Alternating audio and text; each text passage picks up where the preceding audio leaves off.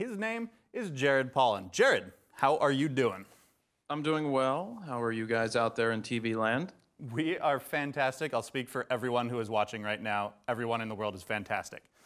So tell us a little bit about your Photo Week course, the Exposure Triangle.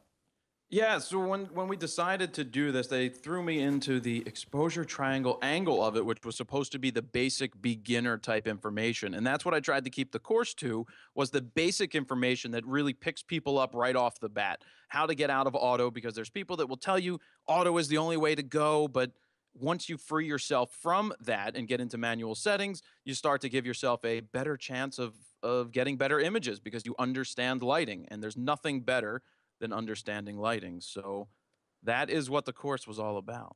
Fantastic. So you're an advocate of doing what you want, doing what you intend, rather than letting the camera actually make choices for you. For the most part, yes. The one thing that I leave to auto would be white balance, because I shoot raw and I can then make sure I tweak those things later. My whole thing with photography is, well, one, there's no rules. So whatever there is, you can break whatever it is that's there. But there's rules that you can follow because they've been there for a long time. But taking control of your camera, understanding how to control the light, what to do in into certain situations is definitely going to help you out a lot more than just letting the camera do the work for you. And I can say coming up, you're going to see some M&Ms in my video. There were a lot of M&Ms being thrown around. Fantastic. Love it. So speaking of throwing things out there, let me throw out something to everyone out there who is watching right now. We're bringing Jared back. Jared is coming back very soon in July, and we would love to tell you just a little bit about what's coming up on that course. Tell us a little bit about your upcoming workshop. Sure, we're still fleshing out the exact details, but the ideas revolve around low light photography, namely concert type stuff. And I'm not talking about just showing up and shooting a concert. I'm talking about running through the process of showing you how to email management, how to get in touch with bands, getting a manager on the phone and saying the wrong things and getting shut out, and or saying the right things and getting the approval to get a show.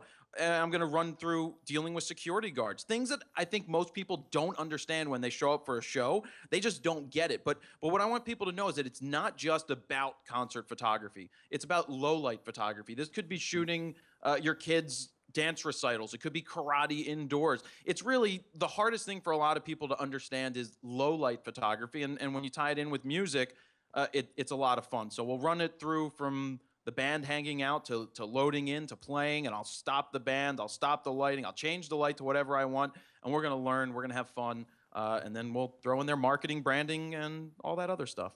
That's really cool, because that is something that we hear a lot. People want to see that, because there's a lot of people out there who love shooting music. Music is, everyone loves music, so being able to shoot music, and then, like you said, being able to actually learn how to get in there. People are tightening up, like venues are tightening up on photography, so how do you actually make that still happen? That's awesome. Oh yeah, no, definitely going to hit that, how to build your portfolio for this type of thing. And the funny thing is, I'm sitting here with my portfolio I used to take around in a 4x6 book back in the 2000s, pre-iPhone, because it was a physical thing that we could do. So it's definitely not going to be boring. I can certainly tell you that much. I would be very surprised if that were the case.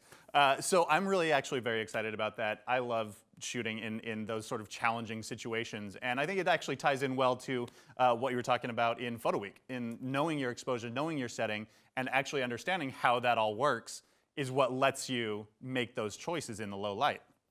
Yep. Awesome. Yeah, my people on Twitter right now are telling me to look up at the camera. I look right at the screen. I'm looking at you, so I'll just move your picture up. All right, what's next? Oh, there we go. Let's talk about your people out there on Twitter. You get a lot of social media. What are the questions that you hear the most from people? What are you tired of answering people? Well, I get a lot of gear questions, and I get a lot of the same questions, but it's been that way for the past 4 years. And what I have to constantly remind myself about is that one person doesn't know that they're asking the same question that somebody else already asked. It's my job to get those questions answered in a public forum, which is what I try to do on Raw Talk, which is my podcast, which is one of the least boring podcasts you'll ever hear on photography, being that most of them are terribly boring.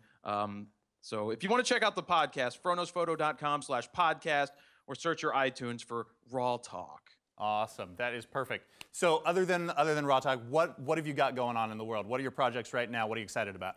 I head to Israel for a photo project in what are we in May? That's going to be in May. So in 2.5 weeks, I'm heading out, and I've been working hard on the Fronos Photo Guide to DSLR Video, which is something that a lot of people want, and it's the beginning stages of.